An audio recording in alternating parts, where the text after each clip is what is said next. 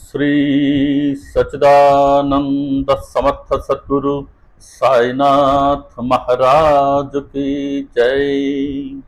गुरुमध्ये स्थितं विश्वं विश्वमध्ये स्थितो गुरुः गुरुर्विश्वं न चान्योस्ति तस्मै श्री गुरवे नमः तस्मै श्री गुरवे नमः। सदा निम्बवृक्षस्य मूलाधिवासा सुधास्राविणं तीक्तमप्यप्रियन्तं तरुं कल्पवृक्षाधिकं साधयन्तं नमामीश्वरं सद्गुरुं साईनाथं नमामीश्वरं सद्गुरुं साईनाथं नमामीश्वरं सद्गुरुं సాయినాథం।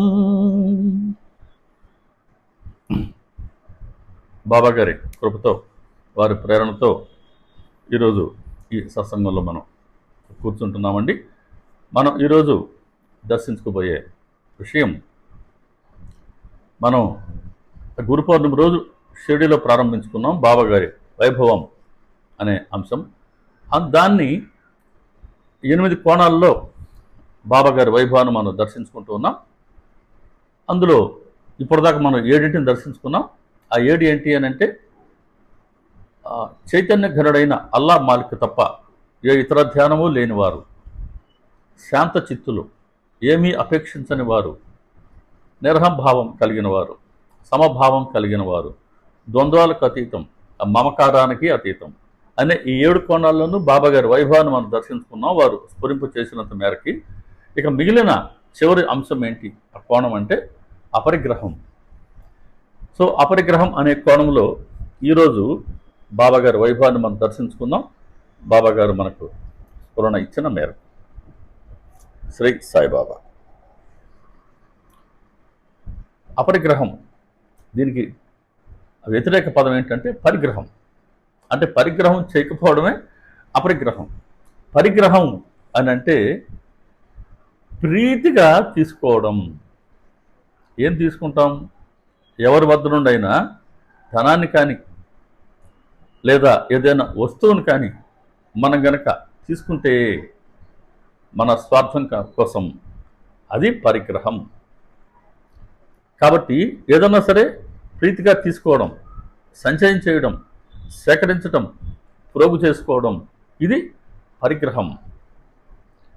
ఇలా చేయకుండా ఉండటం అపరిగ్రహం।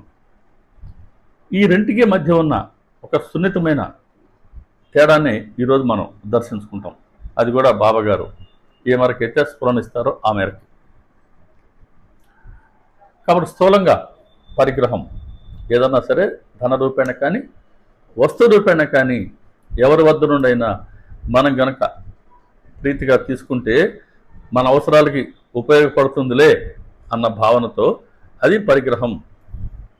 నేను ఉద్యోగం చేస్తున్నానండి, నేను మరి నా జీతం వస్తుంది కదా, నేను చేస్తున్నది ప్రభుత్వ సేవ కాదు, ప్రజాసేవ కాదు, నా కుటుంబ సేవ।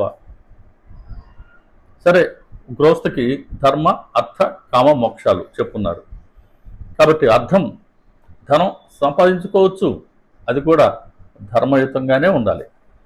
ధర్మయుతంగా మనం ధనాన్ని సేకరించుకునేంత వరకు గృహస్థకి అర్హత అయితే ఉంది।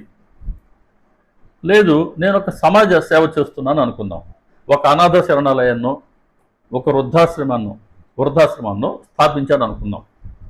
ఎప్పుడైతే ఇలా స్థాపించానో చాలామంది మంచి మనసు కలిగిన వాళ్ళు, దాతలు ఖచ్చితంగా వాటికి కైంకర్యం చేస్తూ ఉంటారు, సహాయం చేస్తుంటారు, ధన రూపేణ కానీ వస్తు రూపేణ కానీ।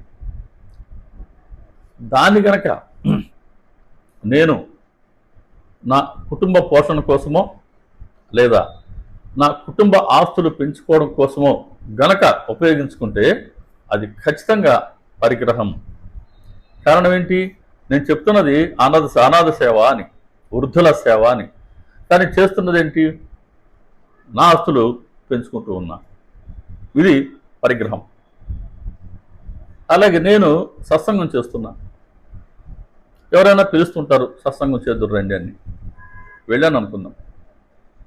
సత్సంగం చేస్తే సత్సంగం చేసిన దానికోసంగా వాళ్ళ వద్ద నుండి నేను ఏదన్నా ధన రూపేణ కానీ ఒక వస్తు రూపేణ కానీ దేనినైనా స్వీకరిస్తే అది పరిగ్రహమే. కారణం ఏంటి?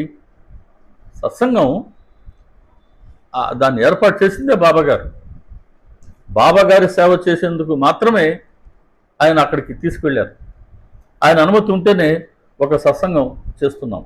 అలా ప్రేమగా బాబాగారు సేవ చేసినట్టుగా భావించాలి, కానీ దాన్ని నా స్వార్థ ప్రయోజనం కోసం, నా కుటుంబ పోషణ కోసం, లేదా నా ఖర్చుల నిమిత్తం, లేదా నా ఆస్తుల విలువ పెంచుకోవడానికి కోసం కనుక నేను పాల్పడితే అది ఖచ్చితంగా పరిగ్రహమే.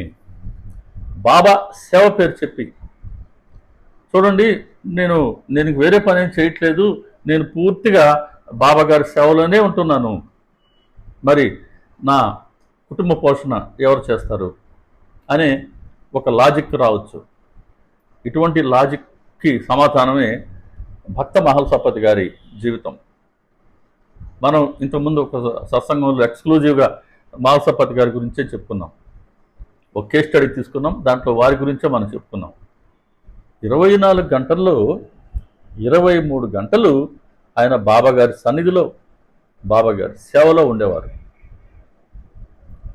కానీ కుటుంబం మాత్రం అత్యంత దారిద్ర్యాన్ని అనుభవించింది. ఎంత దారిద్ర్యం అంటే కనీసం రోజుకి ఒక్కసారి కూడా, ఒక్క పూట కూడా భోజనం చేయలేని రోజులు అనేకం ఉన్నాయట. అయినా సరే ఆయన బాబాగారి సేవ చేసుకుంటూనే ఉన్నారు. కానీ 24 గంటల్లో 23 గంటలు, ఈ మాట మనం గుర్తుపెట్టుకోవాలి. అలా సేవ చేస్తున్నప్పటికీ ఏ రోజు ఆయన బాబాగారిని యాచించలేదు. బాబా మా ఇంట్లో పస్తులు ఉంటున్నాం, ఏదైనా సహాయం చేయండి అని బాబాగారిని మహల్సపతి గారు కానీ వారి భార్య కానీ యాచించలేదు. బాబాగారికి తెలీదా? వాళ్ళు అడిగితేనే బాబాగారికి తెలుస్తుందా? బాబాగారు సర్వజ్ఞులు, బాబాగారికి అన్నీ తెలుసు. కానీ బాబాగారు కూడా ఏ ఒక్కరోజు కూడా మహల్సపతికి రూపాయి ఇవ్వలేదండి. ఉదాహరణకి ఆమని అనే పాపకి రోజుకి 2 రూపాయలు, వాళ్ళ తల్లికి 6 రూపాయల వరకు ఇచ్చేవారు. ఇతర పేదలకి వాళ్ళకి 8 రూపాయలు ఇచ్చేవారు.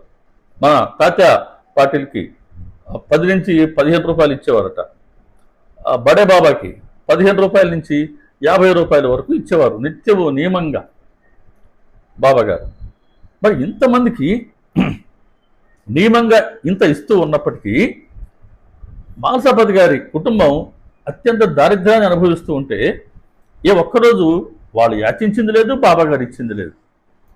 పోనీ ఇతర భక్తులు, హంసరాజు లాంటి ఒక ధనవంతుడైన భక్తుడు ఆ రోజుల్లో మహల్సపతి గారి ఈ దారిద్ర్యాన్ని గమనించి ఆయన కొంత ధన సహాయం చేశారు. మహల్సపతి గారి చేతిలో పెట్టారు, అయ్యా ఇది ఉంచండి అని. దాన్ని వెంటనే ఆయన తీసుకెళ్ళి బాబాగారి ముందు ఉంచారు. సాయిబాబా తీసుకోమంటే తీసుకుంటానండి. వాళ్ళండి భక్తులు. అందుకే ఈరోజు మనం వాళ్ళ గురించి మనం చెప్పుకుంటూ ఉన్నాం. అందుకే భగత్ అని అన్నారు బాబా మహల్సపతిని. సాయిబాబా తీసుకోమంటే తీసుకుంటాను అన్నారు. అప్పుడు హంసరాజు సాయిబాబాని అడిగారు, బాబాగారు ఏంటండి మీరెవరు? మేము ఇస్తామంటుంటే కూడా మీరు వద్దంటున్నారేంటి అని అంటే దానికి బాబాగారు సమాధానం ఇచ్చారు. బాబాగారి జనరల్గా ఉండేటువంటి ఆయన ఒక దృక్పథం ఏంటంటే, ధనం సర్వ అనర్థాలకు మూలం. ధనం సర్వ అనర్థాలకు మూలం కనుక నా భక్తులను ధనం ఆకర్షించదు. నా భక్తులు ధన వ్యామోహంలో, ధన ప్రలోభంలో చిక్కుకోకూడదు. కాబట్టి నేను ఒప్పుకోవడం లేదు. నా భక్తుల్ని ధనం ఆకర్షించదు.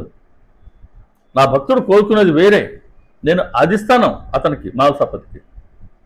కాబట్టి ధనం ఆ ప్రలోభంలో నా భక్తులు చిక్కుకొనేకూడదు అని బాబాగారు అన్నారు తప్పించి మహల్సపతి గారికి ఇప్పించింది కూడా లేదు.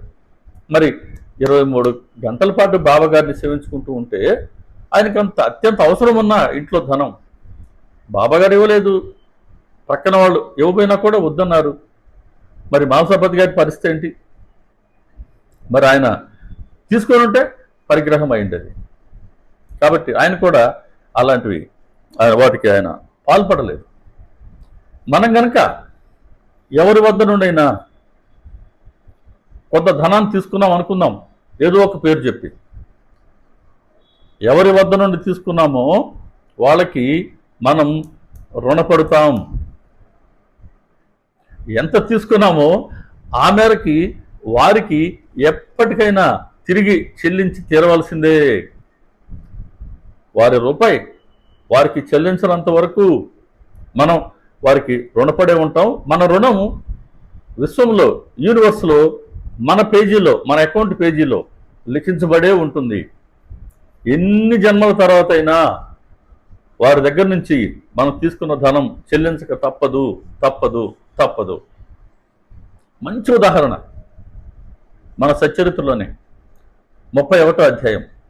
పులి బాబాగారి దర్శనానికి వచ్చింది. ఓ 4 ఫకీర్లు ఒక సర్కస్ కంపెనీలో ఆ పులిని కొనుక్కున్నారు. ఆ పులిని బండి మీద గట్టిగా గొలుసులతో కట్టి ఆ పులిని అలా ఊరు తిప్పుతూ దానిపై నుంచి వచ్చే ఆదాయంతో వాళ్ళ జీవనాన్ని సాగిస్తున్నారు. సరే, ఆ పులికి ఏదో వ్యాధి వచ్చింది. ఎంత పులికి చికిత్స ఎవరు చేస్తారు ఆ రోజుల్లో? కాబట్టి అది నయం కాలేదు. ఎవరో చెప్పారు, ఆ ఊరు ఈ ఊరు తిరుగుతూ ఉంటే, మీరు షిరిడీకి వెళ్ళండి, అక్కడ సాయిబాబా ఉన్నారు, ఆయన కృపా దృష్టి పడితే చాలు, ఎటువంటి వారికైనా వ్యాధి, ఎటువంటి వ్యాధి అయినా నయమవుతుంది. బాబాగారి ఊదితో పిశాచాలు పారిపోతాయట. వారి ఆశీర్వచనంతో దుఃఖాలు తొలగిపోతాయి. వారి కృపా కటాక్ష వీక్షణంతో బాధలు నశిస్తాయి అని అప్పట్లో జనం పరుగులు తీసేవారు షిరిడికి. అప్పట్లోనే కాదు, ఇప్పటి కూడా మనం అంతే. ఏ సమస్య ఉన్నా ఆ సమస్యకి పరిష్కారం లభించేది షిరిడిలో, పరిష్కరించేది మన బాబాగారు. అలా ఈ పులిని వాళ్ళు తీసుకొచ్చారు. సరే, బాబాగారి అనుమతి తీసుకున్నారు. 4 గొలుసుతో గట్టిగా పట్టుకున్నారు. ఆ పులిని లోపలికి మసీదు మెట్ల వరకు తీసుకొచ్చారు. మసీదు మెట్లు ఎక్కుతూ బాబాగారిని పులి చూసింది, బాబాగారు పులిని చూశారు. ఇద్దరు చూపులు కలిశాయి. అంతే, పులి 1కి 3 సార్లు తోకతో నేల మీద కొట్టి బాబాగారిని ఆపాదమస్తకం అలా ప్రేమగా వీక్షించి ఒక్కసారి గట్టిగా అరిచి బాబాగారి చరణాల వద్ద ప్రాణాన్ని విడిచింది. ఎంత అదృష్టం! చివరి క్షణాల్లో వచ్చి భగవంతుడు అవతరించి ఉంటే భగవంతుని దర్శించుకోవడమే కాకుండా ఆ భగవంతుని చరణాల వద్ద ప్రాణాలు విడిచిందే. శాప విమోచనమైంది, రుణం తీరిపోయింది, దాని బాధలు నశించాయి. అప్పటి వరకు ఉన్న ఈ ఇనప గొలుసుల బంధనాలు తొలగిపోయినాయి. అవలీలగా బాబాగారి చరణాల వద్ద ముక్తిని పొందిందే. చిన్న భాగ్యమా? అందుకే అంతిమ సమయంలో సత్పురుషులను చూస్తూ వారిని ధ్యానిస్తూ కనుక ప్రాణం విడిస్తే ఇక మళ్ళీ పునర్జన్మ అంటూ ఉండదు అనేది మన శాస్త్రాలు చెప్తున్నాయి. మన సచ్చరిత్ర కూడా అదే చెప్తోంది. సరే, పులి వాళ్ళు ఎందుకు తీసుకొచ్చారు? దాని వ్యాధి నయమవుతుంది, తిరిగి దాని ద్వారా ధనం సంపాదించుకోవచ్చు అని కదా. మరి ఇక్కడ జరిగింది ఏంటి? ఏకంగా దాని ప్రాణాలు పోయినాయి. సరే, వాళ్ళకి అర్థమైంది. సరే, ఆ జీవుడికి ఆయువు తీరిపోయింది, కొన్నిలే వచ్చి బాబాగారి సన్నిధిలో ప్రాణాలు విడిచింది. అప్పుడు బాబాగారు చెప్పారు, ఈ పులి మీకు రుణపడి ఉన్నదండి. ఆ రుణం తీర్చుకునేందుకు ఇప్పటి వరకు మీ అధీనంలో ఉంది, ఇప్పటి వరకు మీ రుణం తీరుస్తూ ఉంది అని బాబాగారు వారికి 50 రూపాయలు ఇచ్చారట. మన సచ్చరిత్రలో అయితే లేదు ఈ మాట. 50 రూపాయలు ఇచ్చారట. మరి 50 రూపాయలు ఆ పులి యొక్క అంతిమ సంస్కారం కోసమా? అక్కడ మన మన ప్రాంగణంలో, మన షిరిడి మన బాబాగారి మందిర ప్రాంగణంలో విఘ్నేశ్వరుడు, శనీశ్వరుడు, ఈశ్వరుడు, ఈ 3 దేవాలయాలు వరుసగా ఉన్నాయి కదా. అలా అక్కడ ఈశ్వరుడు ఎదురుగా నంది ఉంటుంది కదా, ఆ నంది పక్కన బాబా గారు దీన్ని పూడ్చిపెట్టమన్నారు. వారు అలా చేశారు. అప్పుడు 50 రూపాయలు ఇచ్చారు బాబా గారు ఆ ఫకీర్లకి, ఆ నలుగురికి, ముసల్మాన్లకి. ఎందుకు ఇచ్చారు అని అంటే, మరి అంతిమ సంస్కారం కోసం, ఖర్చుల కోసమా, లేక ఇంకా ఆ పులి వారికి బాకీ ఉంది కదా, ఆ రుణం తీర్చుకోవడంలో ఇంకా 50 రూపాయలు ఏమన్నా మిగిలిన్నాయా, ఆ 50 రూపాయలు తీర్చకుండా అది కనుక సరిపోతే ఆ 50 రూపాయలు తీర్చుకోవడం కోసం మళ్ళీ జన్మించాలి. ఎప్పుడు జన్మించాలి? ఈ నలుగురు ఎప్పుడైతే జన్మిస్తారో వాళ్ళు జన్మించినప్పుడే తిరిగి ఇది కూడా జన్మించాలి. ఎలాగోలా వాళ్ళ బాకీ తీర్చాలి. అప్పుడు కానీ యూనివర్స్లో, విశ్వంలో మనం ఉన్నటువంటి బాకీ కొట్టివేయబడదు. అప్పటిదాకా యూనివర్స్లో మన పేజీలో మన జీవుడు, ప్రతి జీవుడికి పేజీ ఉంది. ఈ పేజీలో నేను ఫలానా వ్యక్తికి ఫలానా మొత్తం రుణపడి ఉన్నాను అని లిఖించబడే ఉంటుంది. కాబట్టి 50 రూపాయలు అందుకోసం ఇచ్చారు బాబా. తన భక్తుడు రుణపడి ఉంటే భక్తుడి బదులుగా సద్గురువే ఆ బాకీ తీర్చడం జరిగింది. కాబట్టి ఆ రుణం తీర్చుకోక తప్పదు. కాబట్టి మనం ఏదన్నా సరే స్వీకరించినామా, చాలా ఈజీ తీసుకోవడం, కానీ రుణం చెల్లించక తప్పదు. ఇదే మాట మనకు చెప్తుంది. రుణం, శత్రుత్వం, హత్య వీటి కానీ పాల్పడితే అవి తీర్చుకునేంత వరకు, అవి మనల్ని కల్పాంతం వరకు విడిచిపెట్టవు. రుణపడకూడదు, ఎవరితోనూ శత్రుత్వం నెరపకూడదు, హత్య లాంటి దుష్కర్మలకి పాల్పడనే కూడదు. పాల్పడితే అవి తీరేంత వరకు జన్మల పరంపర తప్పదు అని హెచ్చరించారు సద్గురు బాబా గారు. మనకిది 36వ అధ్యాయంలో ఓవి 25 రుణం, శత్రుత్వం, హత్య వీటికి పాల్పడవద్దు అని బాబా గారు మనల్ని హెచ్చరించడం జరిగింది. అలాగే అప్పట్లో ఎలాగైతే మన మాలసపతి గారు బాబా గారికి అలా సేవించుకున్నారో, శ్యామ ఈశ్వరుడి వద్ద నందీశ్వరుడు. బాబా గారు ఈశ్వరుడు అయితే శ్యామ నందీశ్వరుడు. శ్యామ బాబా గారికి, శ్యామ చిన్నపాటి ఆయన మరాఠీ ఎలిమెంటరీ స్కూల్లో ఉపాధ్యాయుడు. బాబా గారి దర్శనం కోసం అప్పట్లో మనలాంటి భక్తులు షిరిడికి వస్తే వాళ్ళని బాబా గారి వద్దకు తీసుకెళ్ళి వాళ్ళ సమస్య ఏంటో బాబా గారికి చెప్పి, బాబా గారి ద్వారా వాళ్ళ సమస్య పరిష్కారం అయ్యేటట్లు ఆయన సేవ చేస్తూ ఉండేవారు. బాబా గారి వద్ద శ్యామకు అంత సన్నిహిత్యం ఉండేది, అంత చొరవ, అంత చనువు ఉండేది.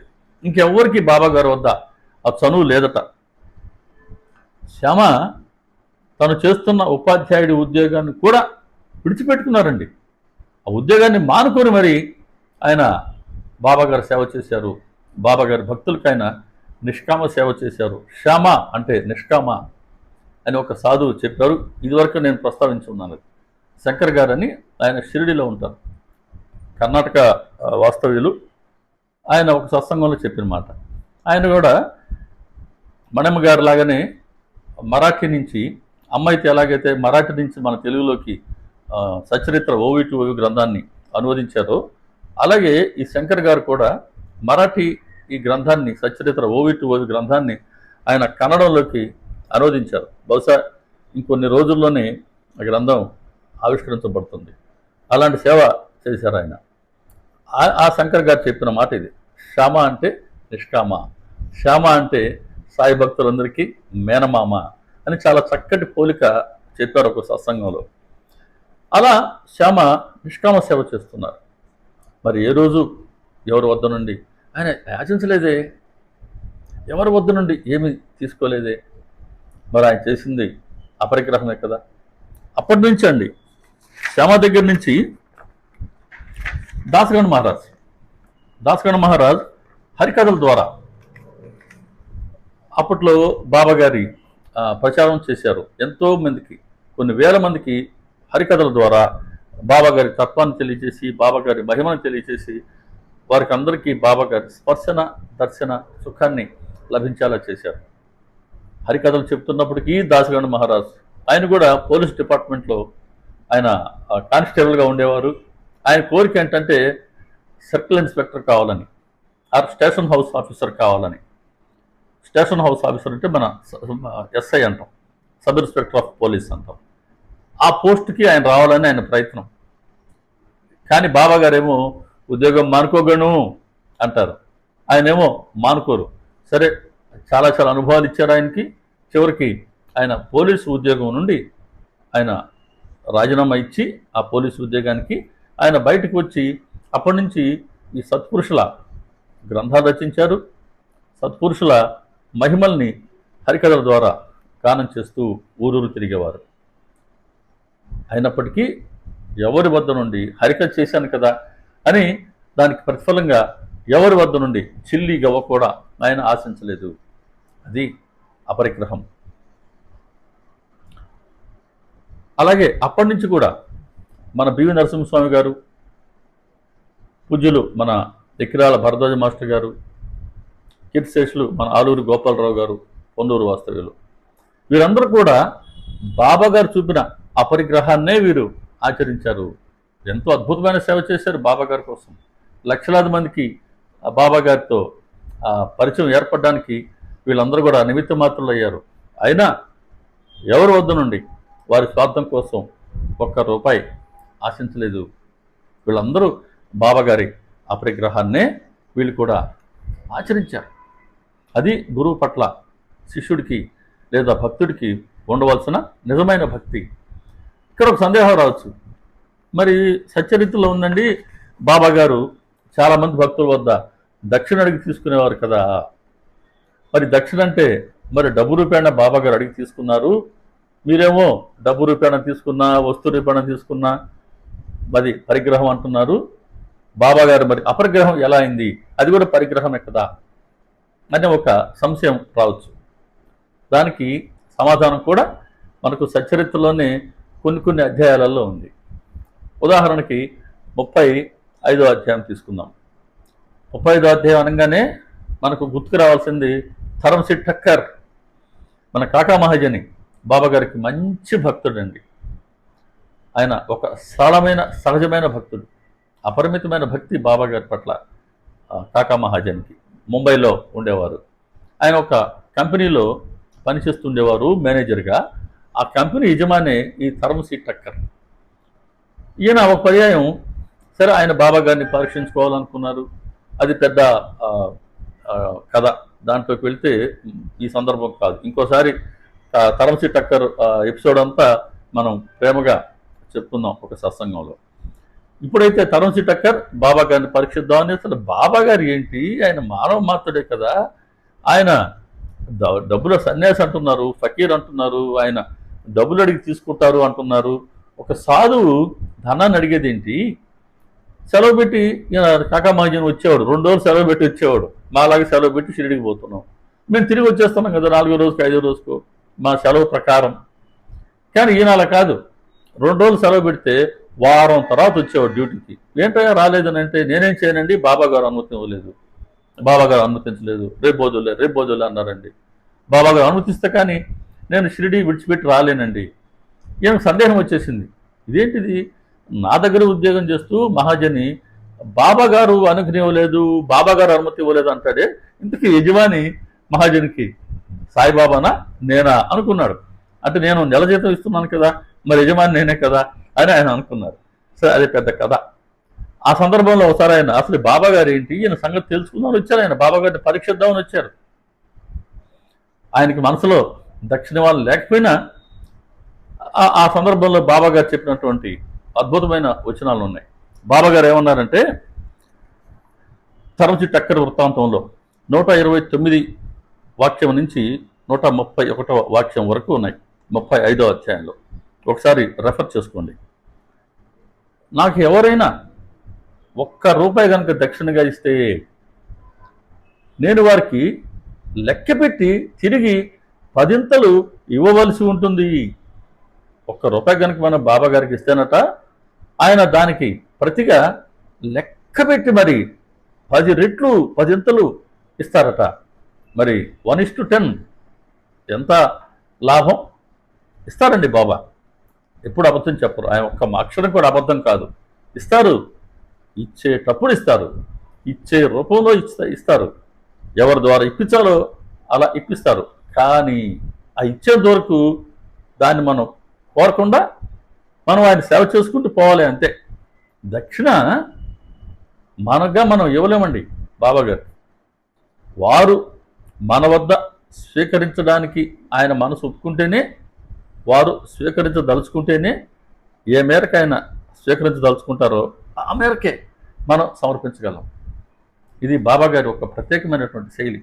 బాబాగారు చెప్తున్నారు ఆ మాట, నేను ఎవరి వద్ద నుండి ఏది ఉచితంగా తీసుకోను. మనం అండర్లైన్ చేసుకోవాలి ఈ మాట. ఎవరి వద్ద నుండి ఏది ఉచితంగా తీసుకోను, అలాగే నేను అందరి వద్ద కూడా దక్షిణ కోరను. ఫకీర్ వేలు పెట్టి ఎవరిని చూపిస్తే వారి వద్దే దక్షిణ విషయం. ఫకీర్కి బాకీ పడి ఉన్న వారి వద్దే ఆ బాకీ పడి ఉన్న మొత్తాన్నే దక్షిణగా నేను కోరుతాను. ఎంత అదృష్టం అండి అసలు, ఎంత అదృష్టం ఈ మాటలకి. ఆయన ఎవరి వద్ద నుండి ఏది ఉచితంగా తీసుకోరట, అలాగే అందరి వద్ద కూడా తీసుకోరట. ఫకీర్, అక్కడ ఫకీర్ ఎవరు? బాబాగారు. కానీ ఇక్కడ ఫకీర్ అంటారు ఆయన. అంటే భగవంతుడికి ఎవరైతే రుణపడి ఉన్నారో వారి వద్దే నేను దక్షిణ విషయం తీసుకొస్తాను.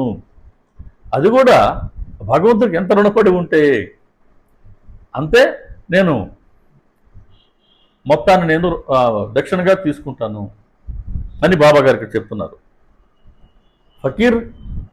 ఫకీర్కి బాకీ పడి ఉన్న మొత్తాన్నే, ఆ బాకీ పడి ఉన్నవారినే నేను దక్షిణ కోరుతాను. బాబాగారికి మాట చెప్తారు ఈ సందర్భంలో. దాతలు పంటను తరువాత అనుభవించడానికి కోసంగా ఇప్పుడు విత్తనాలను నాటుకుంటారు. రైతులు తర్వాత పంటని, ఆ పంట ఫలాన్ని, ఆ ఫలసాయాన్ని పొందేందుకు ఇప్పుడు విత్తుతారు కదా, ఆ సరైన సమయం చూసుకొని. అలాగే దాతలు కూడా ఈ పంటను తరువాత అనుభవించడానికి ఇప్పుడు దక్షిణ రూపంలో వాళ్ళు విత్తనాలను నాటుకుంటారు. ఎవరి వద్ద నుంచి ఆయన ఏది కోరరు, ఆయన కోరుతున్నారు అని అంటే అది మన శ్రేయస్సు కోసం. దీనికి ఉదాహరణ 36వ అధ్యాయంలో ఇద్దరు మిత్రులు గోవా నుంచి వస్తారు ఒకే సమయంలో. బాబాను దర్శించుకుంటారు. ఒకరినేమో బాబా గారు 15 రూపాయలు 15 రూపాయలు దక్షిణ ఇవ్వు అని అడిగి పుచ్చుకున్నారు. పక్కన అతను తనగ్గా తాను, బాబాగారు కోరలేదు, తనగ్గా తాను 35 రూపాయలు 35 రూపీస్ వారు ఇవ్వబోగా బాబాగారు స్వీకరించలేదు. ఒకరి వద్దేమో అడిగి మరి 15 రూపాయలు తీసుకున్నారు. రెండవ అతను తనగ్గా తాను 35 రూపాయలు ఇవ్వబోతే బాబాగారు తీసుకోలేదు. మరి ఈ వ్యత్యాసం ఏంటి? తక్కువ తీసుకున్నారు, అడిగి ఎక్కువ మొత్తాన్ని వద్దన్నారు. దీన్ని మన నందీశ్వరుడు గమనించాడు. శ్యామ, బాబా ఏంటిది దేవా అంటాడు కదా శ్యామ, దేవా ఏంటిది, మీకు కూడా ఈ భేదభావం దేనికి అంటే, మాకు సరే ఉంటాయి భేదభావాలు, మనకి లేనిది ఎప్పుడది మనకి ఎప్పుడు ఉంటుంది.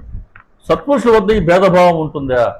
ఇద్దరు కలిసి వచ్చారు, నువ్వు ఒకరినేమో అడిగి మరి 15 రూపాయలు తీసుకున్నావు, ఇంకొక అతను తనగ్గా తాను ఇవ్వబోయిన 35 రూపాయలు నువ్వు వద్దన్నావు, తక్కువ మొత్తాన్ని స్వీకరించావు, ఎక్కువ మొత్తాన్ని వద్దన్నావు. నేను గనక మీ స్థానంలో ఉంటే నేను ఇలా చేసి ఉండేవాడిని కాను. బాబాగారి స్థానంలో ఉండడం ఎవరికైనా సాధ్యమా? బాబాగారి స్థానం బాబాగారిదే. పరబ్రహ్మ అంతే, భగవంతుడు అంతే. భగవంతుడు స్థానానికి వెళ్ళేందుకు ఎవరికి అర్హత ఉంటుంది? మనం అనేక జన్మల మన సాధన ఫలిస్తే, ఆయన కనుక కృప చూపిస్తే, ఆయన అనుగ్రహిస్తే, వారి చరణధూళిగా వారి ధామానికి మనం కూడా చేరుకొని వారి వద్ద అలా పడి ఉండగలం అంతే. అలా నేను నీ స్థానం అన్నాడు శ్యామ. అక్కడ సాధ్యమేది కాదు అది. అప్పుడు బాబా అంటారు, శ్యామ నువ్వు ముక్కుపచ్చలాలని పసివాడివి, నేను ఎవరి వద్ద నుంచి ఏది ఉచితంగా తీసుకోను, అలాగే అందరినీ దక్షిణ కూడా కోరను. ఫకీర్కి ఎవరైతే రుణపడి ఉన్నారో, ఎంత రుణపడి ఉన్నారో అంతే దక్షిణ కోరతాను అన్నారు కదా. ఇంతకుముందు మనం చెప్పుకున్నాం కదా. ఈ మొదటి వ్యక్తి సంగతి చెప్తారు. ఆయన ఒక ఉద్యోగం కోసం ప్రయత్నించుకుంటూ దత్త భగవానుడికి ఆయన ప్రార్థన చేశాడు. దేవా, నాకు త్వరగా ఒక ఉద్యోగం లభించేటట్టు చెయ్యి, నా కుటుంబాన్ని పోషించుకుంటా, ఆ మొట్టమొదటి జీతం ఎంతైతే వస్తుందో దానిని నేను మీకు దక్షిణగా సమర్పించుకుంటాను అని ఆయన మొక్కుకున్నారు దత్తాత్రేయ స్వామికి. సరే, ఆ ప్రార్థన ఫలించింది. భగవంతుడు ఆయనకి ఉద్యోగాన్ని ఇచ్చారు. అక్షరాల మొదటి జీతం 15 రూపాయలు, 15, 30, 60, 120, 200, 300, 600 రూపాయల వరకు పెరుగుతూ పోయింది సంవత్సరాలు గడిచే కొద్దీ. కానీ ఈయన మాత్రం తన మొక్కు విషయాన్ని మర్చిపోయాడు. మర్చిపోతూ ఉంటాం, అసలు మొక్కులు చాలా సులువుగా మర్చిపోతూ ఉంటాం. వాస్తవానికి నేను కూడా ఒక మొక్కు బాకీ ఉన్నా, గురువాయూర్లో బాకీ ఉన్నా. అది 95లోనో 96లో ఉన్నటువంటి మొక్కుబడి. మరి భగవంతుడికి అని కాదు, నాకు గుర్తుంది, నేను పోలేకనే ఉన్నాను. ఇది నా అశ్రద్ధనే సూచిస్తుంది. నేను భగవంతుడి ముందు ఒప్పుకోవాలి. కాబట్టి అయ్యా, ఆ మొక్కు తీర్చుకునేలా అనుగ్రహించు స్వామి. ఈ సందర్భం వచ్చినప్పుడు అంతా నా మనసులో అది కదిలిస్తూ ఉంటుంది. అరే, ఇంకా నువ్వు బాకీ ఉన్నావని భగవంతుడు గుర్తు చేస్తూనే ఉంటాడు. అలా ఈయన మర్చిపోయాడు. ఆయన చెప్తాడు, మొదటి వ్యక్తి, అయ్యా నేను మర్చిపోయాను, కానీ ఇప్పుడు బాబా గారు ఖచ్చితంగా నా మొక్కును నాకు గుర్తుకు తీసుకొచ్చారండి. ఎవరికైనా చూసేందుకు బాబా గారు దక్షిణ కోరుతున్నట్టు అనిపిస్తుందేమో, కానీ వారు దక్షిణ కోరలేదండి. దక్షిణ రూపంలో నన్ను రుణం నుండి విముక్తులను చేశారు. ఇది బాబా అదే అంటారు, భక్తులలో రుణ విముక్తులైన వారు నాకు అత్యంత ప్రీతిపాత్రులు.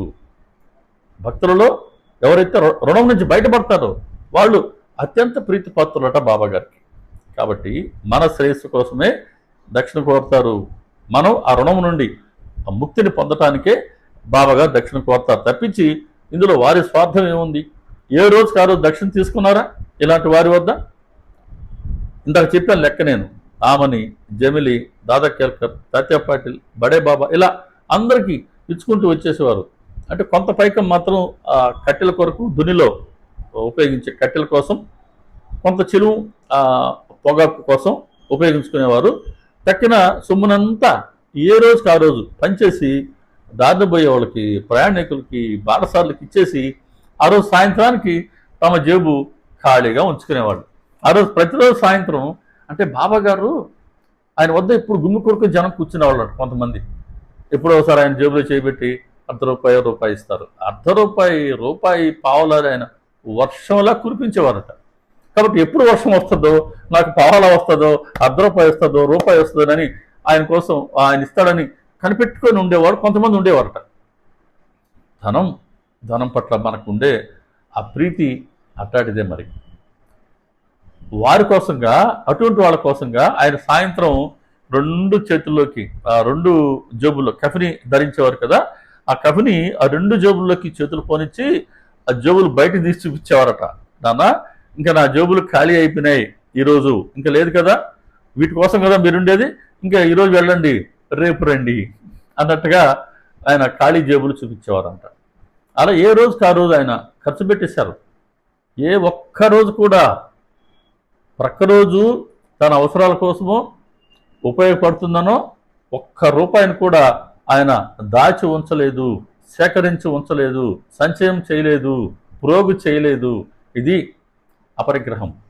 అవసరానికి ఉపయోగించుకున్నారు, తక్కినంత తిరిగి ఎవరి దగ్గర తీసుకున్నారో తిరిగి అటువంటి ప్రజలకే, భక్తులకే పంచి ఇచ్చేశారు.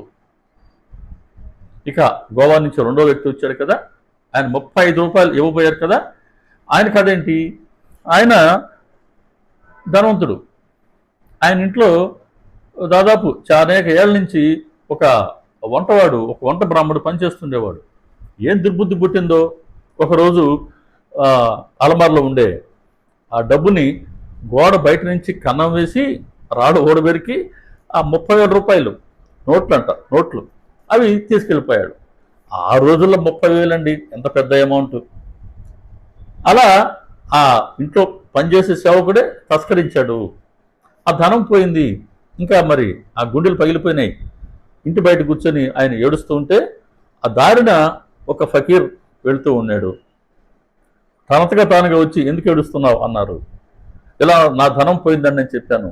సరే, షిరిడీలో ఒక ఔలియా ఉన్నారు, ఒక ఫకీర్ ఉన్నారు, నీవు ఆయనకి మొక్కుకో, నువ్వు ఏం కోరుకున్నావో అది నీకు దక్కేంత వరకు ఏదో ఒక నీకు ప్రియమైన వస్తువుని త్యజించు, నీకు దక్కిన తర్వాత వెళ్ళి వారిని దర్శించుకో, ఇలా నువ్వు వారికి మొక్కుకో, ఈ ధనం నీకు తప్పకుండా తిరిగి ఆయన లభింప చేస్తారు అని చెప్పారండి.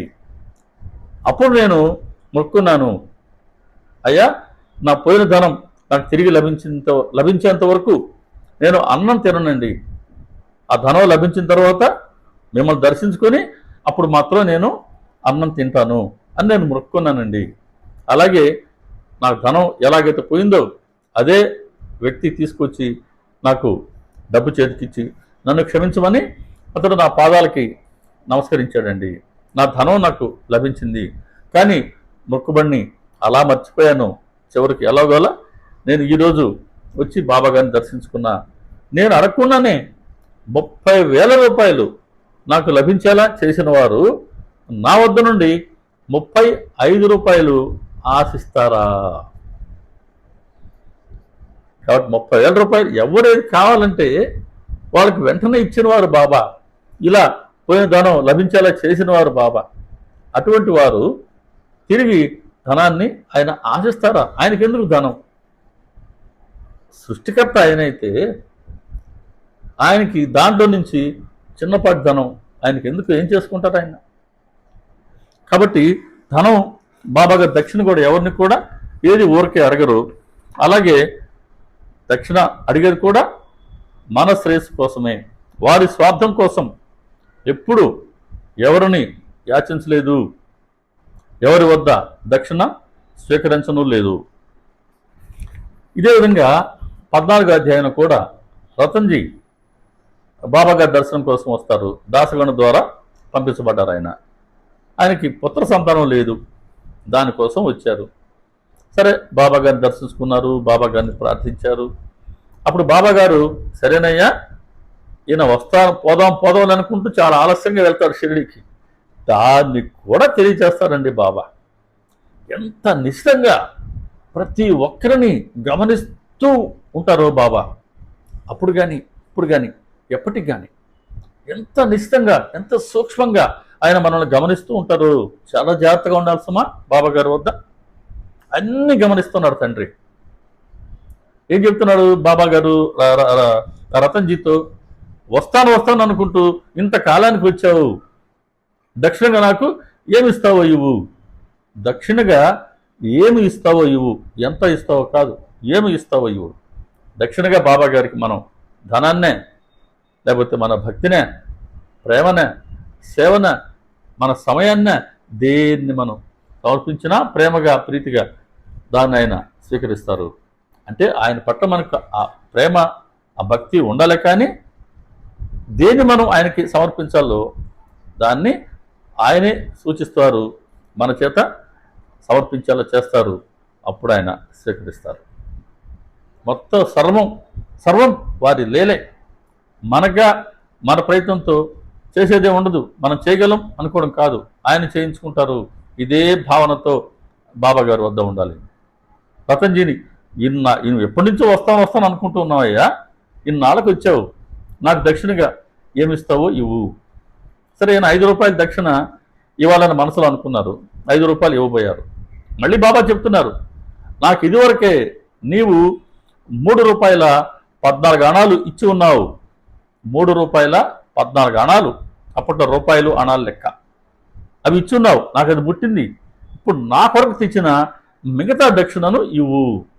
అంటే 5 రూపాయలు ఇవ్వాలనుకున్నావు అబ్బాయి, దాంట్లో ఇదివరకే నువ్వు 3 రూపాయల 14 అణాలు ఇచ్చేస్తున్నావు. ఇక మిగిలిన ఇంకెంత ఉంటుంది? 1 రూపాయి 2 అణాలు, అవి మాత్రం ఇవ్వు అని బాబాగారి ఉద్దేశం. మరి రతన్జీ తొలిసారి షిరిడీకి వచ్చారు, బాబాగారిని దర్శించుకున్నారు. ఇదివరకే బాబాగారు చెప్తున్న మొత్తం ఈయన ఎప్పుడు ఇచ్చారు అర్థం కాల. సరే, 5 రూపాయల్లో మిగతాది రూపాయి 2 అణాలు బాబాగారికి సమర్పించారు. సరే, ఈయనకి సంతానం బాబాగారు చెప్పారు, నీకు పుత్ర సంతానం కలుగుతుంది, నువ్వు ధైర్యంగా ఉండు, భగవంతుడి పట్ల పూర్తి విశ్వాసంతో ఉండు, భగవంతుడు నీ కోరికను తీర్చుతాడు. మరి భగవంతుడే చెప్పారు, భగవంతుడు కోరికను తీరుస్తాడని తీర్చాడు. ఆయన సంతానం కలిగింది, అంత బాగానే ఉంది. మరి బాబాగారు దక్షిణ ఆశించేవారైతే 5 రూపాయలు పుచ్చుకోవాలి కదా, లేదు. 3 రూపాయలు 14 గణాల కథ ఏంటి అంటే, ఈయన షిరిడికి వస్తాం అనుకుంటున్న సమయంలో నాందేడు వాసి ఈయన రతన్జీ, అక్కడ ఒక ఒక సాధువు ఉండేవారు. ఆయన ఈ బస్టాండ్లో వాటిల్లో ఈ కూలిగా ఉండేవారు. ఆయన బరువులు మోసుకుంటూ ఉండేవారు. ఆయన పేరు మౌల్వీ సాహెబ్. ఆ మౌల్వీ ఒక మంచి సాధువు. ఆయన ఒక పర్యాయం ఈ రతన్జీ ఇంటికి వస్తే ఆయన గౌరవించి రతన్జీ ఆయనకి పుష్పహారాన్ని సమర్పించి ఒక చిన్నపాటి విందుని ఏర్పాటు చేశారు. తాంబూలం అన్ని ఏర్పాటు చేశారు. ఆ ఖర్చు ఆయన లెక్క రాసి పెట్టుకున్నాడు. ఆ ఖర్చు చూస్తే అక్షరాల 3 రూపాయల 14 గణాలండి. ఒక్క అణ తగ్గలేదండి, ఒక్క అణ పెరగలేదండి. ఈయన ఎంత ఖర్చు పెట్టారో ఇంట్లో ఆ సాధువు కోసం. ఈ ఖర్చు పెట్టిన మొత్తానికి రసీదు ఎవరిచ్చారు? బాబాగారు ఇచ్చారు. ఎవరి భక్తికైనా వాళ్ళు ఎవరి పట్ల, ఏ దేవి దేవతల పట్ల, ఏ గురువుల పట్ల, ఏ సత్పురుషుల పట్ల భక్తి కలిగి ఉన్నప్పటికీ ఆ భక్తికి రసీదు ఇచ్చేవారు బాబాగారు. ఆ భక్తి యొక్క ఫలితం లభించేది షిరిడిలో. ఇది షిరిడి ప్రత్యేకత, ఎప్పటికీ శాశ్వతం. అంతే. అదృష్టం, భగవంతుడు ఆ ఊరిని ఎన్నుకున్నారు. ఆయన ఆ వెళ్ళి రావడం అదృష్టం. షిరిడిలో ఉండగలగటం ధన్యం. మన జీవిత కాలంలో మనం సద్వినియోగం చేసుకున్న ఆ సమయం ఏదన్నా ఉంది అని అంటే షిరిడి ప్రయాణం, షిరిడిలో ఉండటం, తిరిగి రావటం. ఇంట్లో మనం బయలుదేరిన క్షణం నుంచి తిరిగి ఇంటికి వచ్చినంత వరకు ఈ సమయం మొత్తాన్ని మనం బాబా గారికి కంకర్యం చేసినట్లే మనం ధైర్యంగా చెప్పొచ్చు. రేపు ఆయనకి నా కోసం ఏమి ఇచ్చావు నువ్వు అంటే, బాబా ఇదిగో నేను ఎంత మీకు సమర్పించాను కదా. దాన్ని ఆయన కాదనలేదు. కారణం ఏంటి? నా అనుమతి లేకుండా ఆకైనా కదలదు. నా అనుమతి లేకుండా ఎవరు మీ ఇంటి గడప దాటి షిరిడికి రాగలరు, వచ్చి నన్ను దర్శించుకోగలరు అంటే ఆయన అనుమతితోనే మనం ఇంటి నుంచి బయటపడుతున్నాం, తిరిగి ఇంటికి చేరుతున్నాం. కాబట్టి ఈ సమయం అంతా ఇందాక రతన్జీని అడిగినట్టుగా దక్షిణకి ఏమిస్తామన్నారు కదా, బాబా ఈ సమయాన్ని అంతా మేము మీకు సమర్పించామండి అని భక్తిగా చెప్పుకోవచ్చు మనం పరిపూర్ణ విశ్వాసంతో. కాబట్టి రతన్జీ అర్థమైంది, ఓహో నేను ఈ సాధువు కోసం ఖర్చు పెడితే దాన్ని బాబా గారు తమకి ఖర్చు పెట్టినట్టుగా, తమకి సమర్పించినట్టుగా చెప్పారు. అంటే సాధువులందరూ ఒకటే అని తెలియచేశారు. అక్కడ కూడా దక్షిణ ఆయన ఆశించలేదు. ఇదే విధంగా 35వ అధ్యాయంలోనే కాకా మహాజని మిత్రుడు ఒక ఆయన వస్తారండి. ఆయన నిరాకారాన్ని ఆయన ఆరాధించేవారు. మరి బాబా గారు సాకారులు కదా, ఒక సాధువు కదా, అందున ముసల్మాన్ కదా, దక్షిణ కోరుతున్నారు కదా, నేను ఆయనకి నమస్కరించను, నేను వారికి దక్షిణ ఇవ్వను అని ఒక ఆ 2 నియమాలతో వస్తారు ఆయన. మహాజన్ అలాగే అన్నారు, రండి మీరు దర్శించుకోండి, బాబా గారేమి నాకు పాద నమస్కారం చేయమని అడగరండి, ఆయన దక్షిణ కోరరు, రండి మీరు దర్శించుకోండి అన్నారు. ఈ మహాజన్తో పాటు ఆయన వచ్చారు. ఇద్దరు బాబా గారిని చూశారు. ఇద్దరు బాబా గారికి ఇలా నమస్కారం చేసుకుంటూ ఉంటే కాకా మహాజన్ కళ్ళు తెరిచి చూసేసరికి ఈ మిత్రుడు వెళ్ళి బాబా గారి పాదాలపై పడి ఉన్నాడు, బాబా గారి పాదాలకు నమస్కారం పెడుతున్నాడు. కారణం ఏంటంటే వీళ్ళ చూడగానే బాబా గారు కాయావిజీ అన్నారు. కాయావిజీ అంటే మీరు ఎందుకు వచ్చారు అని అడగటం దాని అర్థం. ఇక్కడ మీరు ఎందుకు వచ్చారు అని అంటే ఏమని, ఎవరైనా ఒక సాధువు దర్శనానికి ఎందుకు వెళ్తాం? ఎందుకు ఒక మంచి సాధువు వస్తే, సన్యాసి వస్తే మనం వెళ్ళి దర్శించుకుంటాం? ఊరికే ఒట్టి చేతులతో వెళ్ళం కదా. పండో, ఫలమో, తృణమో, పణమో వారికి సమర్పించుకుంటాం, వారి పాదాలకి నమస్కరించుకుంటాం. ఆయన చరణ స్పర్శ మనకు దక్కితే చాలు అనుకుంటాం. ఎంతైనా కానీ కొంత అమౌంట్ మన శక్తి కొద్దీ మనం సమర్పిస్తే ఆయన స్వీకరిస్తే బాగుండును అనుకుంటాం. ఆయన స్వీకరించకపోతే అయ్యో స్వీకరించలేదే అనుకుంటాం కదా. కాబట్టి ఎవరైనా ఎందుకు వెళ్తామంటే సాధు సన్నిధిలో కొన్ని క్షణాల పాటు కూర్చుంటే ఆయన దృష్టి మనపై, ఆ కృపా దృష్టి మనపై ప్రసరిస్తుందని, ఆయన చరణ స్పర్శ మనకు లభిస్తుందని, ఆయన కరస్పర్శ ఆయన ఆశీర్వదిస్తే మన శిరస్సుకి మనకు లభిస్తుందని, అలా దక్షిణగా అతి తక్కువైనా సరే మనం వారికి సమర్పించుకుంటే మన జన్మ ధన్యమని మనం భావించి వెళ్తాం కదా. ఎవరైనా సరే సాధువు దర్శనానికి అందుకోసం వస్తారు కదా, మరి నీ నియమాలేంటి? ఇంట్లో మీ ఇద్దరు నువ్వు చెప్పింది కాకా మహాజన్తో సాధువుకి నమస్కరించనన్నావు, సాధువుకి దక్షిణ ఇవ్వనన్నావు. మరి నమస్కరిస్తేనో దక్షిణ ఇస్తేనో కాస్త సాధువు మన వైపు చూస్తారు, ఆయన ప్రేమ మనకు దక్కుతుంది. ఆ విధంగా సాధువు మనకు రుణపడి ఉంటారు. ఆ కాస్త వరకైనా నమస్కారం పెట్టాం, ఆయన మర్చిపోరు, ఆశీర్వదిస్తారు. దక్షిణ సమర్పించాం, స్వీకరిస్తారు, మనల్ని ఆయన ఆశీర్వదిస్తారు. మరి ఈ రెండు ప్రయోజనాలను కూడా నువ్వు కోరుకోలేదు కదా, మరి కాయవిజి మరి నువ్వు ఎందుకు వచ్చినట్టు అని అడగటం బాబా. కాకుంటే ఆ ట్విస్ట్ ఏంటంటే, ఆ మలుపు ఏంటంటే, ఆ స్వరం అంటే బాబా గారు కాయవిజి అన్నారు కదా, ఆ స్వరం అతడి చనిపోయిన తండ్రి గారి స్వరంలాగే ఉందట. ఆ క్షణం ఆయనకు వాళ్ళ తండ్రి గారి గుర్తుకొచ్చారు. వాళ్ళ తండ్రి ప్రేమగా పలకరించినట్టుగా. తండ్రి అందరికీ తండ్రి, అందరి పట్ల ఆయనకి ప్రేమే. అలా తండ్రి గుర్తొచ్చారు ఆయనకి. వెళ్ళి బాబా గారికి ఆయన నమస్కరించారు.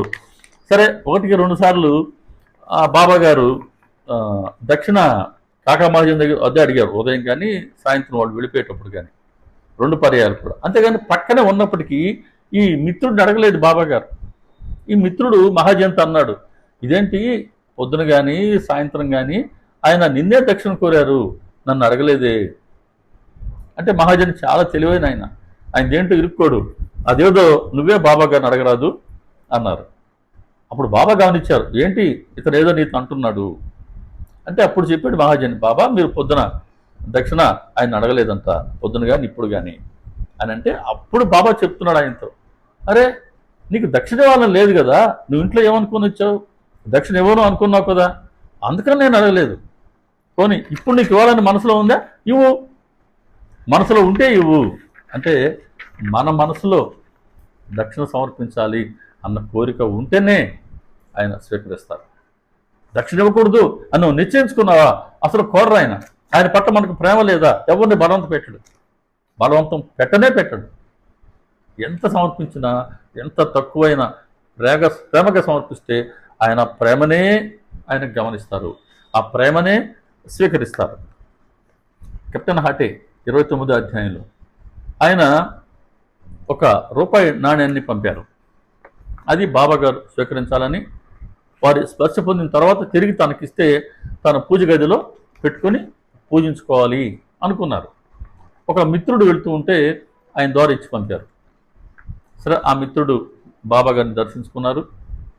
ఈయన గ్వాలియర్లో ఉండేవారు కెప్టెన్ హాటే.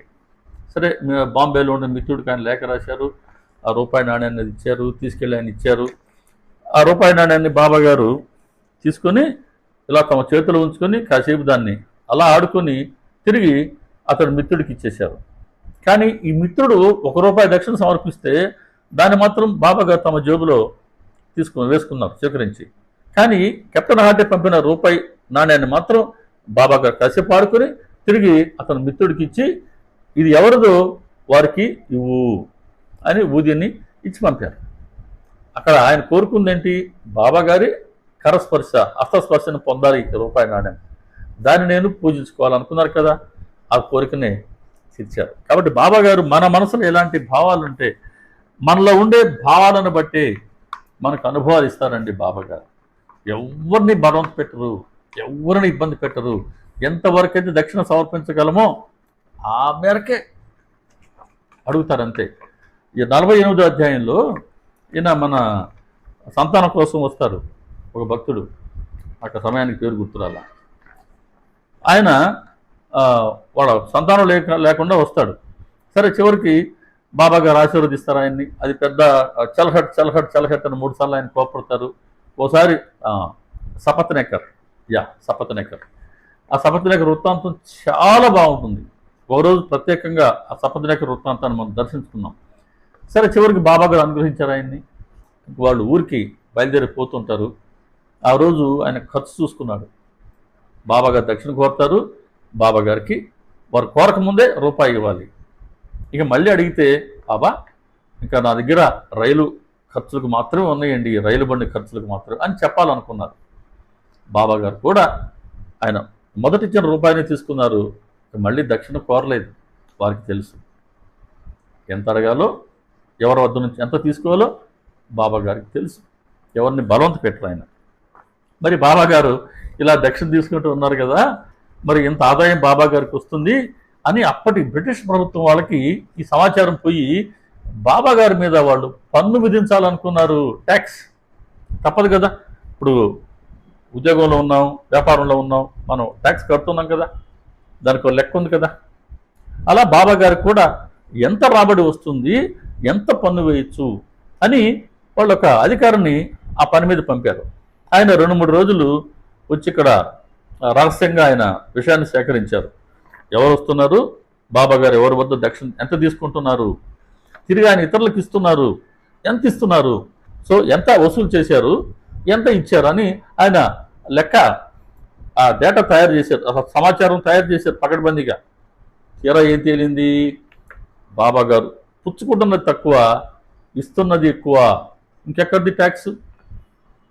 అదే అంటున్నాను, బాబా గారికి మన డబ్బు ఎందుకు?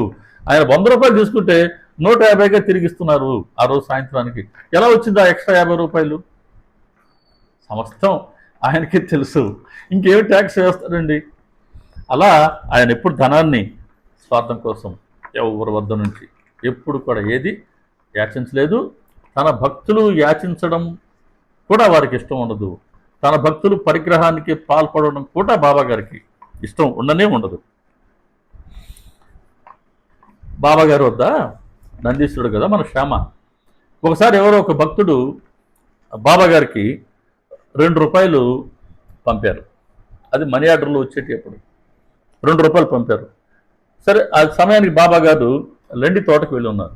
సో ఆ డబ్బులు బాబా గారి శ్యామ చేతిలో పెట్టారు. ఆ తెచ్చిన వ్యక్తి పోస్ట్ మ్యాన్ అనుకోండి. ఆ 2 రూపాయలు శ్యామకి ఇచ్చాడు. అయ్యా బాబా గారు వస్తే ఇవ్వు.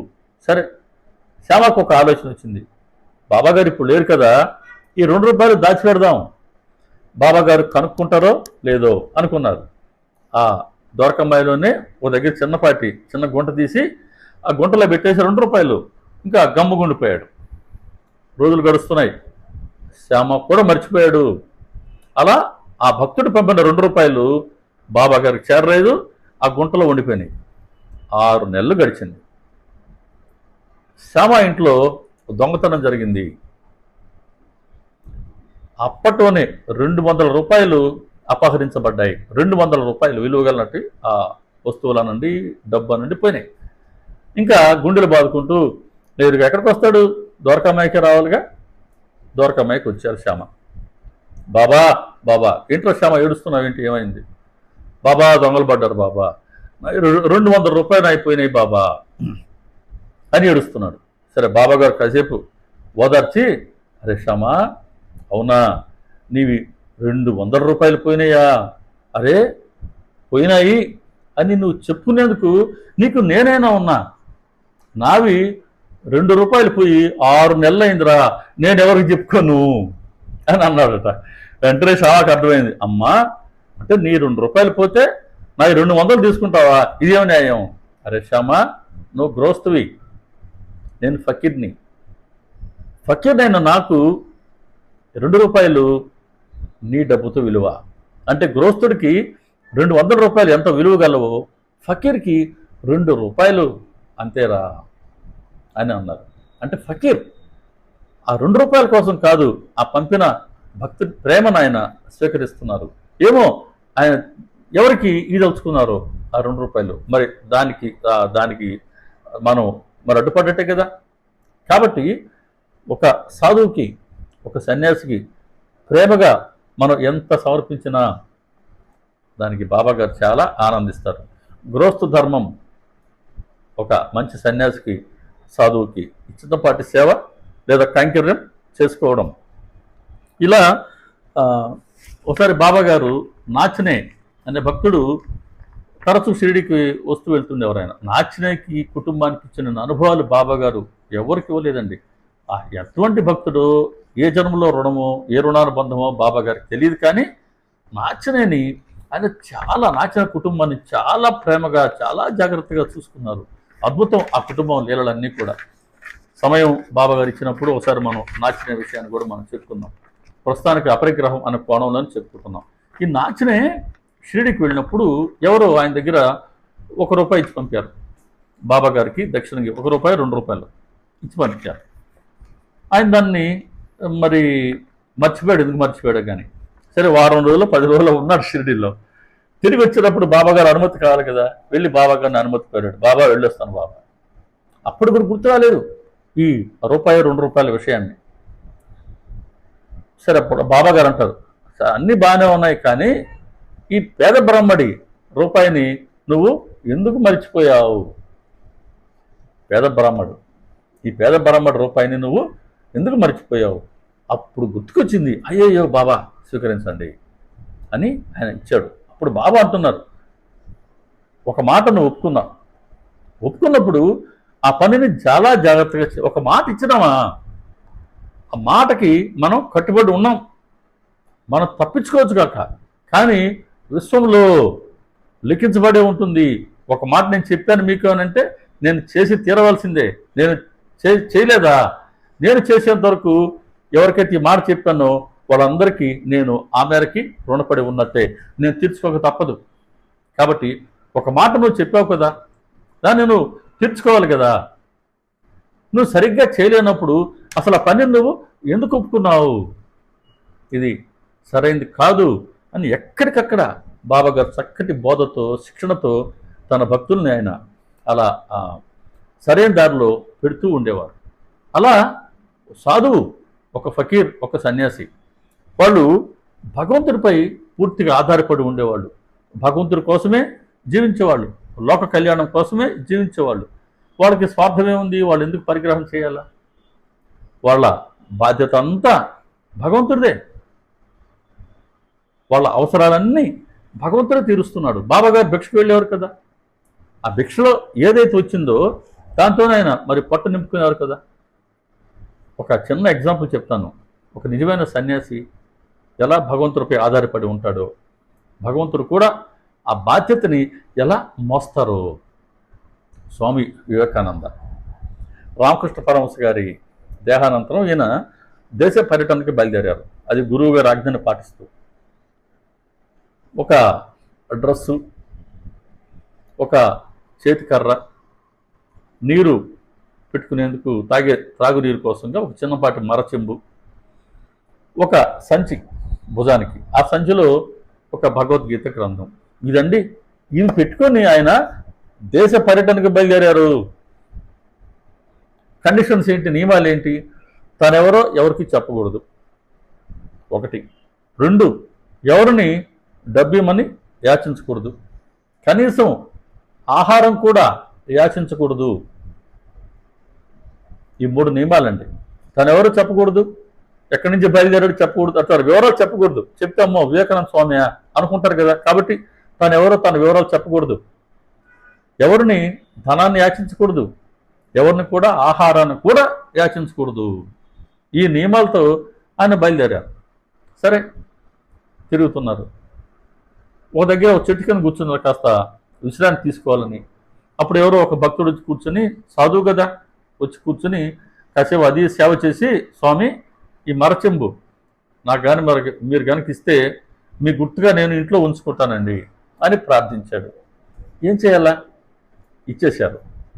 ఇప్పుడు ఆ త్రాగేందుకు ఆ మరచెంబు, నీరు తాగేందుకు మరచెంబు కూడా లేదండి. ఇంకా దేశాటం చేస్తున్నాడండి. నియమం అయితే చెప్పాను కదా, ఎవరికి తన వివరాలు చెప్పకూడదు, తను ఆహారం యాచించకూడదు, ధనం యాచించకూడదు.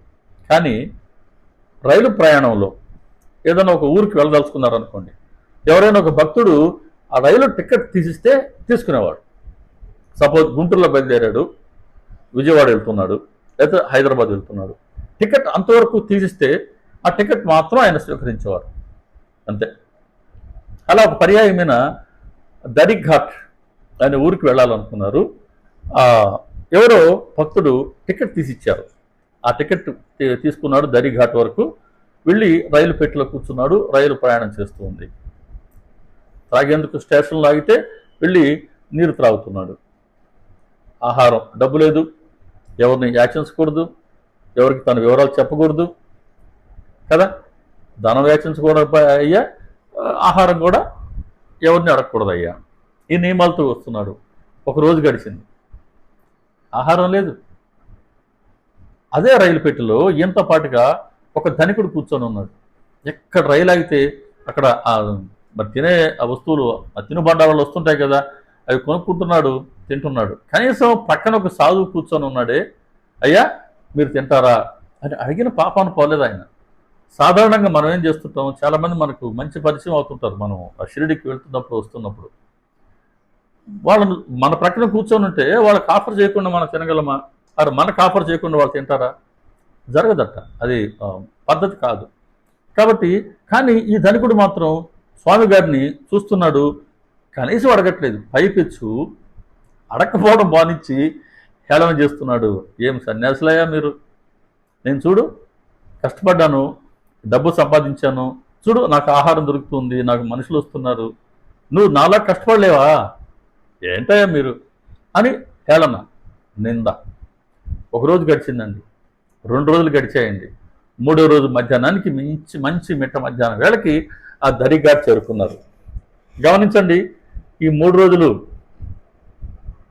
స్వామికి ఆహారం లేదు. ఈ ధనికుడు వీడు తింటున్నాడు కానీ ఆయన స్వామి గారికి ఇచ్చింది లేదు. సరే, ఆ మంచి మిట్ట మధ్యాహ్నం వేళ దరిఘాట్లో దిగారు. అప్పట్లో ఒక చిన్న టెంకాయ ఆకులతోనో తాటాకులతోనో పందిళ్ళు వేసేవారు రైల్వే స్టేషన్లో, చిన్నపాటి షెల్టర్ ఉండాలని. అక్కడికి వెళ్ళి మంచి ఎండ, ఇసుక, కింద కాళ్ళు కాలుతున్నాయి, మంచి పైన ఎండ, మరి 3 రోజుల నుంచి భోజనం లేదాయా. వెళ్ళి స్వామికి ఓపిక లేదు, వెళ్ళి కాసేపు ఆ తాటాకు పందిరి కింద కాసేపు ఉందాం అనుకున్నారు ఆయన. ఆ షెల్టర్లో ఒక విశ్రాంతి గది అనుకోండి, అక్కడ కాసేపు ఉందాం అనుకున్నారు. గబగబా వెళ్ళారు. ఈ ధనికుడు ఇదివరకు అక్కడ చేరున్నాడు. ఆయనకి కుర్చీ వేశారట అక్కడ ఉండే పోర్టర్లు. ఈ సన్యాసి రంగానే అతను ఏమన్నాడు, తోసేయండి నేను బయటికి అన్నాడు. ఎంత పొగురు అనుకోవాలా. సరే, వాళ్ళు ఏం చేశారు, బయటికి నెట్టేశారు. వచ్చి పడిపోయాడు స్వామి ఇసుకలో. మంచి మిట్ట మధ్యాహ్నం, ఇసుక వేడిగా ఉంది, దాంట్లో తోశారు ఆయన్ని, కింద పడిపోయాడు. పైన ఎండ, కింద కాలుతుంది, ఆహారం లేదు 3 రోజుల నుంచి. ఈ స్థితిలో ఉన్నాడు ఆయన. మనవాడు ధనికుడు హేళన చేస్తున్నాడు. అప్పటి వరకు జరిగిందండి. ఇప్పటి నుంచి చూడండి ట్విస్ట్ ఎలా ఉంటుందో. ఎవరో ఒక వ్యక్తి దూరం నుంచి స్వామీజీ స్వామీజీ స్వామీజీ అంటూ పరిగెత్తు వస్తున్నాడు. చేతిలో ఒక చిన్నపాటి పార్సిల్ పట్టుకొని ఉన్నాడు. ఇంకో చేతిలో మంచినీరు పట్టుకొని ఉండే ఒక చెంబు లాంటి తెస్తున్నాడు. స్వామీజీ స్వామీజీ అని పరిగెత్తుకుంటూ వచ్చి, స్వామీజీ మీకోసం ఆహారం తీసుకొచ్చానండి, మంచినీళ్ళు తెచ్చానండి, తీసుకోండి, తాగండి స్వామి అని ఆయన పైకి చెప్తున్నాడు. ఈ ధనికుడు గమనిస్తున్నాడు, అరే ఇతడెవరు ఇప్పుడు వస్తున్నాడు, ఆహారం తీసుకోమంటున్నాడు, మంచినీళ్ళు తాగమంటున్నాడు, ఎవరైనా అని చూస్తున్నాడు.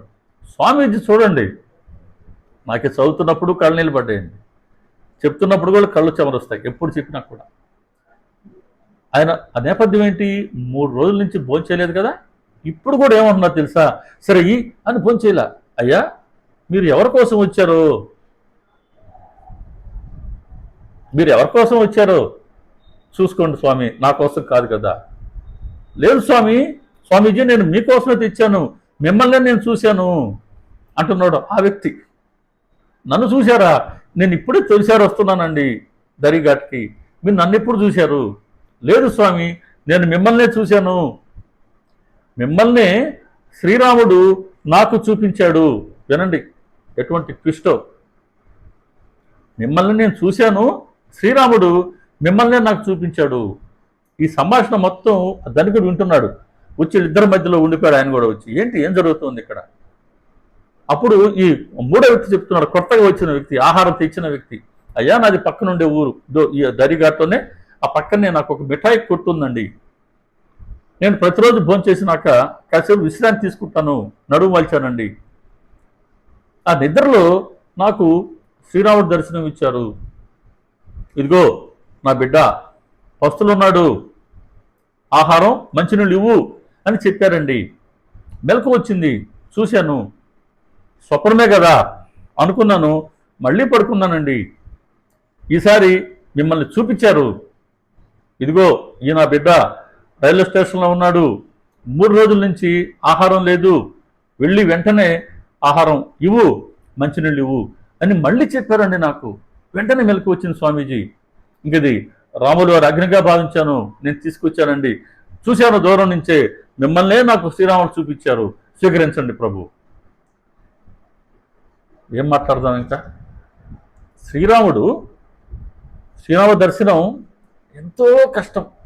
తులసిదాస్కి ఎంతో కష్టపడితే ఆంజనేయ స్వామి గారి అనుగ్రహంతోనే ఆయనకి చివరికి రామదర్శనం అయింది. అంత దుర్లభం రామదర్శనం అంటారు కదా. మరి అటువంటి రామదర్శనం ఎవరికి లభించింది? ఆ మిఠాయి కొట్టు వ్యక్తికి. ఎవరి వల్ల లభించింది? స్వామి వివేకానంద వల్ల. అంటే చూడండి, ఒక నిజమైన సాధువు పట్ల భగవంతుడికి ఎంత ప్రేమ ఉంటుందో. కారణం ఏంటి? ఈ సన్యాసి లేదా ఈ సాధువు భగవంతుడి పైన ఆధారపడి ఉంటారు, నియమాలు కట్టుబడి ఉన్నాడు ఆయన. ఈ నియమాలని చూసి ఆనందించేది భగవంతుడు. కాబట్టి ఈ బిడ్డ బాధ్యతని తండ్రి అయినటువంటి భగవంతుడు వహిస్తున్నాడు. కాబట్టి శ్రీరాముడే సాక్షాత్తు భోజనం పంపాడు. కళ్ళు చెమర్చవా ఇది చదివినప్పుడు, ఇది విన్నప్పుడు? అది కదా భక్తి అంటే. అప్పుడు ఈ ధనికుడికి అయ్యయ్యో ఇంత మంచి భక్తుడు అయ్యనా, నేను ఎంత తప్పు చేశాను అని ఇప్పుడు ఆయన కాళ్ళ మీద పడ్డాడు. స్వామి నన్ను క్షమించండి, కరుణామయులు, దయాస్వరూపుడు ఆయన, ఏం పర్లేదు నాయన లే అని అన్నారు. అక్కడ చూడండి, స్వామి వివేకానందకి రాములు వారు ఆహారం పంపడం, రామదర్శనం ఆయన ప్రోస్తూ ఒక మనలాంటి ఒక సాధారణమైన వ్యక్తి ఆయనకి లభించిందండి రామదర్శనం. ఎంత భాగ్యం ఉండాలి సాధువులకి సేవ చేసుకోవాలంటే. అందుకే ఒక సాధువుకి, ఒక సన్యాసికి సేవ చేసుకునే భాగ్యం, అవకాశం వస్తుందనంటే అది భగవంతుడి దయతోనే వస్తుంది. దీన్ని మనం ఎరుకలో ఉండాలి. కాబట్టి మన శక్తి మేరకి మనం సాధువులకి, సన్యాసులకి, ఫకీర్లకి మనం సేవ చేస్తూనే ఉండాలి. అది మన జీవితాన్ని సఫలం చేస్తుంది. అలా వారందరూ అపరిగ్రహాన్ని పాటించబట్టే భగవంతుడు అంత ప్రేమను చూపించారు. ఈ విధంగా అపరిగ్రహాన్ని ఆచరించి చూపించారు బాబాగారు, అలాగే ఇతర ఈ సన్యాసులు, సాధువులు కూడా. కాబట్టి అపరిగ్రహం అనేది ఎంతటి దైవగుణమో చూడండి. అందుకే ఇది బాబాగారి వైభవంలో 8వ అంశంగా సచరిత చెప్పింది. దాన్ని మనం ఇప్పటివరకు దర్శించుకున్నాం. ఈ ఎపిసోడ్తో బాబాగారి వైభవాన్ని మనం దర్శించుకున్నట్టు సచరిత్ర పూర్వకంగా బాబాగారు స్ఫురింప చేసిన మేరకి తర్వాతి ఇంకో సత్సంగంలో మనం హేమాడ్ పంత్ గారి ఒక భాగంలో కంటిన్యూ చేస్తూ ఉన్నాం. దాంట్లో 18వ అధ్యాయం వరకు చెప్పుకున్నాం. అంటే హేమాడ్ పంత్ గారి స్వీయ అనుభవాలు చెప్పుకుంటూ ఉన్నాం. అందులో భాగంగా మనం చాప్టర్ 18 18వ అధ్యాయం చెప్పుకున్నాం. తర్వాత 19వ అధ్యాయం ఏం జరగబోతుందో మళ్ళీ చెప్పుకుందాం అనుకున్నాం. ఇంకా అప్పటి నుంచి గురు పౌర్ణమి, అక్కడి నుంచి సాయిబాబా వైభవం స్టార్ట్ అయింది. అది మనం చెప్పుకుంటూ ఉన్నాం. కాబట్టి నా రిక్వెస్ట్ ఏంటంటే, వచ్చే సత్సంగానికన్నా ముందు మనం సపోజ్ వచ్చే ఆదివారం మనం సత్సంగంలో 19వ అధ్యాయంలో బాబా గారు ఏం చెప్పారో హేమడ్ పంత్ గారికి అనే అంశాన్ని దర్శించుకుంటాం కదా. ఇప్పుడు ఆ ముందు అధ్యాయం ఏదైతే ఉందో, ఆ 18వ అధ్యాయం చెప్పిన ఎపిసోడ్ ఏదైతే ఉందో దాన్ని ఒక్కసారి ముందు విని రెడీగా ఉండండి. నేను కూడా ఒకసారి ఆ రోజు ఏం చెప్పుకున్నా విని తర్వాత సత్సంగం చెప్తాను. కారణం ఏంటంటే అది వింటే మళ్ళీ దానికి దీనికి కనెక్షన్ వస్తుంది, ఆ కనెక్టివిటీ సంబంధం ఉంటుంది. శ్రీ సాయిబాబా అండి. అందరికీ నమస్కారం. సర్వే జనా సుఖినో భవంతు, లోకా సమస్తా సుఖినో భవంతు, సమస్త సన్మంగళాని భవంతు. ఓం శాంతి శాంతి శాంతి. సర్వం శ్రీ సాయినాథార్పణమస్తు. శుభం భవతు. ఓం తత్సత్. మన ఛానల్ని ఇతర సాయి భక్తులకి పరిచయం చేయండి. మళ్ళీ వచ్చే ఆదివారం రోజు సత్సంగాలు కలుసుకుందాం. హేమడ్ పంత్ గారి తర్వాత భాగాన్ని మనం చెప్పుకుందాం బాబా గారు స్ఫూర్ణ ఇచ్చిన మేరకి. అలాగే గురువారం మా గురువారం రోజు ఒక కీర్తనలో మళ్ళీ కలుసుకుందామండి. అందరికీ నమస్కారం. శ్రీ సాయిబాబా.